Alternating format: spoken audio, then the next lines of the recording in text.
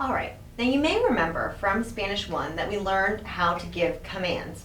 In English, of course, we give commands all the time. Do this, go here, be here, take this, for example. And we do this all the time. In Spanish, you can also give commands, and we call these mandatos. Now, in Spanish, though, there are 4 different types of commands, unlike in English. So that's going to be the subject of our video today. We're going to discuss the 4 different types of commands and kind of how they work. Now, even though there are 4 types of commands, they only ever have one form. So each command only has one form that you would use it in. So the method that we are going to look at is how to find the one form that you would use for each of these commands. The difficulty is that they don't just fall into kind of simple categories. They fall into not only formal and informal, but they also fall into affirmative and negative. Now, why is that so? Okay, let's just say, for example, that you would not use the same type of command for your boss that you would use for your children. If you wanted to offer a command to your boss, you would want to do so in a respectful manner. Well, in that situation, right, you would want to use a formal command. If you wanted to tell them not to do something as opposed to do something, then you're switching back and forth between an affirmative command, meaning go do this, as opposed to a negative command, meaning don't do that. And also, in the informal, right, you would do the exact same thing. So in an informal command scenario, you might be talking to your children or to your spouse, so you would want to use an informal and more familiar command, but you would also use the affirmative and you would also use the negative. That is to say, you would say, do this or don't do that, right? For your children, you're probably saying no all the time, whereas for your husband, you're probably constantly trying to tell him what to do. So there would be differences, right, between those different types of commands. Now, we're going to look at each of those categories. You may recall from Spanish 1, and you can find this in your book on page 128, that we learned how to talk about affirmative informal commands. In your book, they're listed as affirmative tu commands. And you may remember that these were actually very simple to find. All you had to do with the affirmative tu commands is take the third person singular of the form of the verb and you had the command. So, for example, with hablar, all I have to do is find the third person singular, which is habla, and I have my command. Or with comer, all I have to do is take the third person singular and I have my command. I have come, for example. There were a couple of exceptions that we learned in this section and on this page. For example, hacer would become as, tener would become ten, and ir would become be. Now, we also learned when we were learning about informal affirmative commands that we oftentimes want to use a direct or an indirect object pronoun when discussing these commands, right? We don't just want to say go, we want to say go with me, or we want to say take this, or we want to say hold that for me. So we don't just want to use one way of talking about it, we want to also add on whatever it is that we're asking them to do, right? We don't just want to say, go sweep, we want to say sweep the floor. So we learned that when we were doing affirmative to commands, right, or informal affirmative commands as they could be called, that we would compact that into one word together. For example, here, right, it says hazlo, meaning do that, right? Do it for me. Ténmelo, hold it for me. Vete, you go. Háblame, talk to me.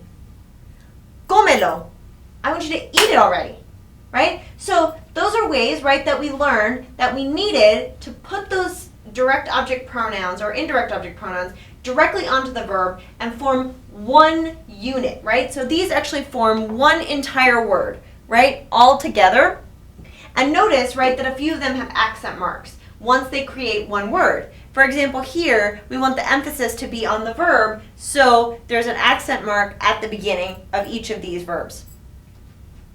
Now, when we are thinking about forming affirmative formal commands or commands for usted or ustedes, this is not at all, unfortunately, the way that we would do it. We would go about in almost a completely different method. Fortunately, though, this is the same method that we will use not just to use for formal affirmative commands, but also for affirmative or for formal negative commands, and also it's the same thing that we will do for informal negative commands. So it's kind of useful that we learn all three of these together. You can find this in your books starting on page 306. Here, how we are going to find the formal affirmative command is we're going to take the first person singular of the verb, we are going to take off the O, and then we would add on either an A if we're using usted, or an an if we're using ustedes, or an E for usted, or an EN for ustedes, but we're just going to switch which we would use, right? Normally, if we have an AR, we would use an A ending. And normally, if we have an ER, we would use an E ending. Or if we have an IR, we would use an E ending. So what we're going to do is we are going to flip that scenario. So if we have an AR verb, then in formal commands, formal affirmative commands, and also formal negative commands, we will use the opposite of that. So we can think of that as E or EN. If we have an E or an IR, then we are going to use the opposite of that, which would be an A or an AN. Here are some examples. Hablar, here's that verb in the infinitive. Hablo is the first person singular. I take off the O, and then I tack on the opposite, and since hablar is an AR verb, that would mean either an E or an EN right here. So hable or hablen. Comer would become como, and then I would take off the O and I would add on the opposite. So it would become coma or coman. Hacer, I take my first person, which is hago, I take off the O and then I add on the opposite. Since it's an ER verb, that would be an A. So it would become haga or hagan. Tener, I take my first person, which is tengo, and I take off the O, and that would become tenga or tengan, because the opposite of an ER is an A. So I would do that with all my formal affirmative commands. And that's how I would form them. And here I gave you this, an example of ir, right, for continuity's sake, and ir would become vaya or vayan. And I'm going to do the exact same thing that I would do with the affirmative commands with the formal commands also, right? For these affirmative, informal, I learned that I would pack it all into one word. Well, I'm going to do the exact same thing for the formal affirmative commands. All affirmative commands will become all one word. So here I say, hábleme. So I'm saying, usted hábleme. You formally talk to me. Here, cómanlo. So I used a plural there. So you eat it, right? Here, hágamelo. So you do this for me, please.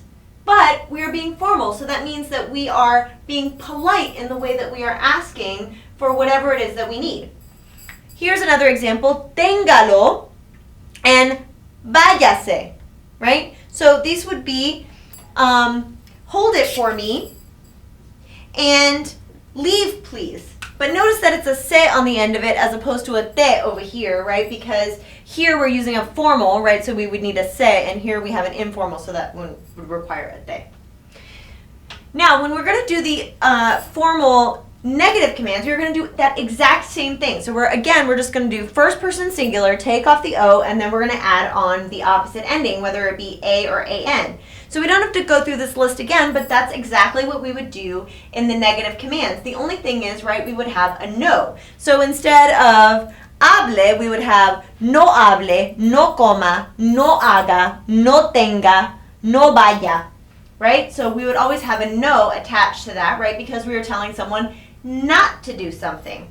Now, the big thing that changes with the negatives is that unlike in the affirmatives where it all becomes one word, in the negatives you have to unpack everything and make everything an individual word, so it gets formed into a sentence basically. So we would do it just like we would do a normal sentence. So instead of saying hábleme, we would say no me hable, all separate words. Instead of saying cómanlo, I would say no lo coman. Instead of saying hágamelo, I would say no me lo haga. Instead of saying téngamelo or ténganmelo, I would say no lo tengan. Instead of saying váyese, I would say no se vaya, right? Or no se vayan. So that's the only difference with the negative and the affirmative, right? Is that you're going to have to unpack all of those phrases.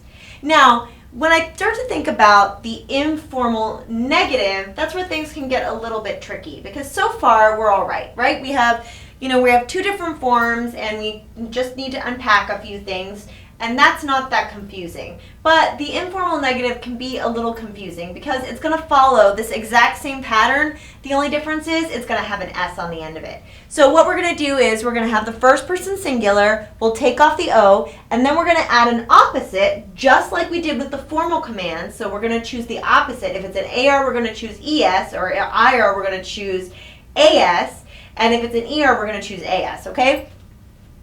So we're going to do exactly that, right? So hablar would become hablo, and then it would become no hables. Comer, first person, como, take off the O, no comas. Hacer, hago, take off the O, no hagas. Tener, tengo, take off the O, no tengas. Ir would become no vayas. And exactly like with the other negative commands, right, we would have to unpack everything that we do. So it would be no me hables, no lo comas, no lo hagas, no te vayas, right? And we would use a te here because we're talking in an informal scenario. These can be a little challenging, but to be honest, all they do is require just some practice. All right, now that we have learned all about formal and informal commands, what I would like for you to do is just practice that a little bit with all 4 forms that we learned using the exact same verb so that you can see how it would be used in all 4 forms differently. For example, here I use the word barrer, which means to sweep. If you might remember when we learned chores and household activities.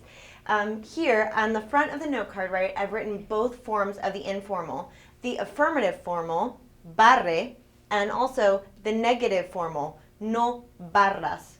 Then on the other side, I wrote both of the formal commands, the affirmative formal command, barra or barran, depending upon whether there's one person or 2 people, and then also the negative command, no barra or no barran, if there's more than one person, for example. And then when you get into class, just pop it on the corkboard and I'll check it as soon as I get a moment. And as always, be prepared to share just in case I decide to call on you. Thanks, and I will see you in class.